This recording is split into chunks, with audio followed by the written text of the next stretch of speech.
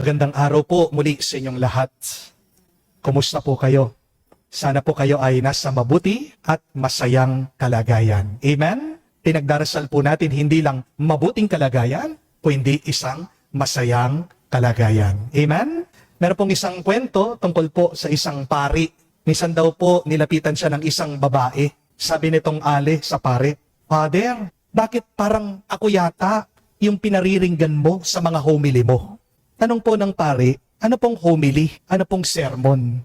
Sumagot po itong babae, itong ali, sabi niya, yung pong tungkol sa chismis. Pag nagsasalita po kayo tungkol sa mga chismosa, parang ako po yata yung tinutukoy niyo eh. Sumagot po yung pari, sabi niya, bakit po? Chismosa ka ba? Tumahimik po yung babae. Tumalikod, umalis na lang. Ano po sa tingin niyo? Tinamaan? Mga kapatid, tanong ko lang po sa inyo, no? Pikon ka ba? Madali po ba kayong ma-offend ng iba? Kung pikon ka at madali kang magalit, ito po ang gusto kong unawain niyo. Para mapikon ka, kailangan mong pahalagahan ang opinyon ng ibang tao tungkol sa iyo. Para magalit ka, kailangan mong dibdibin yung sinasabi nilang masama tungkol sa iyo. Amen? So remember that, my dear friends. To be offended, you must value other people's opinion about you.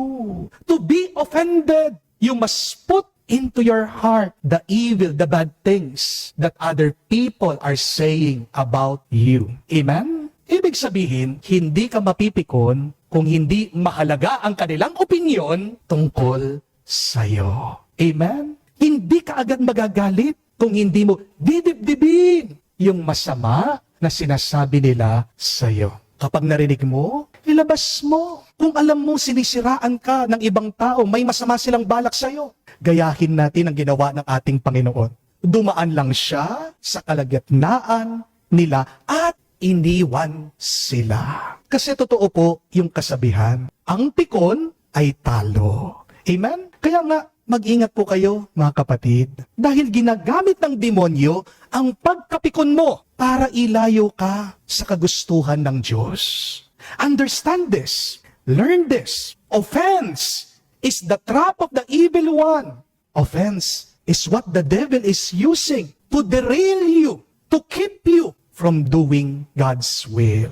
Tingnan niyo po ang nangyari sa Ebanghelyo. Nangangaral daw ang ating Panginoong Jesucristo sa Nazareth. Nung una, hangang-hanga pa, bilib na bilib ang mga tao sa Kanya. Pero nung nagsalita na ang ating Panginoong Jesucristo tungkol sa katotohanan, ano ang nangyari? Nagalit daw yung mga tagapakinig niya. Nasaktan yung pride nila. At dahil napikon sila, ano po ang ginawa nila sa ating Panginoong Jesucristo? Aba, pinagtabuyan daw siya, nilabas daw siya doon sa sinagoga. Dinala siya doon sa mataas na burol. At gusto daw siyang itulak. Gusto siyang patayin. Isipin niyo po yun. Dahil napikon sila, muntik pa nilang mapatay ang mismong anak ng Diyos.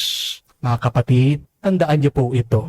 Kapag nasasaktan ang pride mo, nawawala ang tamang pag-iisip mo. Kaya sa unang pagbasa, narinig naman po natin ang kwento ni Naaman. Isa po siyang makapangyarihan na general. Pero may sakit daw po itong si Naaman. Itong leprosy. Sinabi po ng propeta si Eliseo, maligo ka dun sa ilog ng Jordan. 7 beses maglublob ka dun. At kung kayo pong mga hindi pa nakapunta sa Holy Land, hindi man po kayo mai-impress kung makikita nyo ang Jordan River. Hindi po ito malinaw, maputik, medyo marumi. Kaya nga po, itong si Naaman, nagalit, napikon din. Sabi niya, bakit dyan pa sa Jordan River? Mas marami pang ibang mas malinis, mas magandang ilog. Sabi pa nga niya, akala ko naman, lalabas yung propeta, pagdadasal niya ako, gagawa siya ng isang himala. Na-insulto daw si Naaman. At halos hindi siya gumaling dahil lang sa kanyang pride.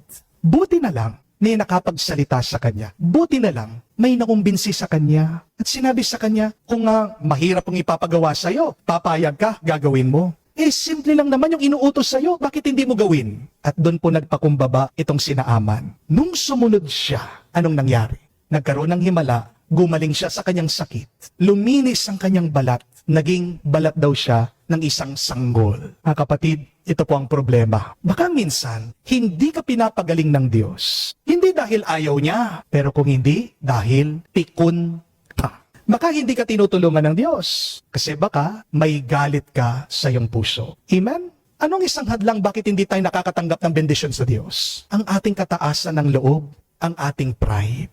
Aminin natin, minsan o madalas, napipikon tayo. Amen? Napipikon ka pag pinagsasabihan ka ng misis mo. Napipikon ka kapag tinutuwid ka ng magulang mo. Napipikon ka kapag sinasabi lang naman ang totoo. Kaya tandaan po natin, ang pride, madaling mapikon. Pero, ang kapakumbabaan, ang humility, mahirap magalit yan. Ang taong nagpapakumbaba, marunong magtiyaga. Amen? At ang taong nagtsatsaga, may nilaga. Ang ibig sabihin, may pagpapala, may bendisyon. Amen? Ang taong punong-puno ng pride, konting salita lang, sumasabog na agad. Di po ba? Pero ang taong nagpapakumbaba, kahit na pagsalitaan mo, kahit na makarinig ng masama tungkol sa kanya, ngingiti lang. Hindi dahil siya'y mahina, o hindi dahil alam niya ang tunay na mahalaga. Amen? Ano ang tunay na mahalaga? Yung manatili kang mabuti kahit na meron silang ginagawang masama sa iyo. Amen? Dahil ang mga nagmamataas, ibabagsak yan ng Diyos. After the pride comes the fall. Don't forget that. Kaya nga mga kapatid, kung gusto mong sumunod sa Diyos, gusto mong pagpalain ka niya, huwag kang mapipikon. Sabihan mo yung katabi mo, bawal ang pikon. Bawal ang pikon. Pag nag-aaway kayo ng asawa mo, bulungan mo, bawal ang pikon, sabi ni Father. Kung gusto daw natin maging masaya ang ating pagsasama. Amen? Huwag mong gagawin sentro ng buhay mo yung opinyon ng ibang tao. Ang mahalaga, hindi ang sinasabi ng iba tungkol sa iyo. Ang tunay na mahalaga ay kung anong sinasabi ng Diyos tungkol sa iyo. Amen? Dahil kung makikinig ka sa ibang tao, masisira ang loob mo. Pero kapag pinakikinggan mo ang Diyos, doon lumalakas ang iyong puso, ang iyong loob. Maganda pong pagmunihan ngayon. Magandang itanong, who has offended me? Who is that person who is blocking my blessings? Kanino ka napipikon? Baka yan ang dahilan bakit hindi mo naririnig, tinatawag ka ng Diyos. Gusto kang basbasan ng Panginoon eh. My dear friends, we are challenged today. Please be quick to forgive. Be willing to cast out the offenses of other people. Don't let anger suffocate you. Please stop becoming bitter. Kasi kung alam mong tunay na mahalaga sa buhay, hindi mo papapasukin ang galit sa puso mo. Dahil ang galit naninira at ang galit ang naglalayo sa iyo, sa Diyos at sa iyong kapwa. Kaya nga mga kapatid, tandaan niyo po ito. Kung mas mahalaga sa iyo ang opinyon ng ibang tao, madali kang mapipikon. Hindi ka tunay na magiging masaya. Pero kung mas mahalaga para sa iyo ang katotohanan, ang salita ng Diyos, magiging malakas, magiging matatag at mapupuno ng kapayapaan ang puso mo. Amen? Kapag naging matatag ang puso mo, kahit na magsalita sila laban sa iyo, kahit na merong naninira sa iyo, kahit na merong nangiinsulto sa iyo, ngingiti ka lang at sasabihin mo, Lord, Panginoon, ikaw ang nakakaalam sa puso ko. At yun ang tunay na mahalaga. Manatili ka kapatid na nagpapakumbaba, tahimik kang sumunod sa Diyos at makikita mo, araw-araw, gaganda ang buhay mo. Magiging malusog ang iyong pangangatawan, magiging payapa ang iyong loob ngayon at magpakailanman. Amen.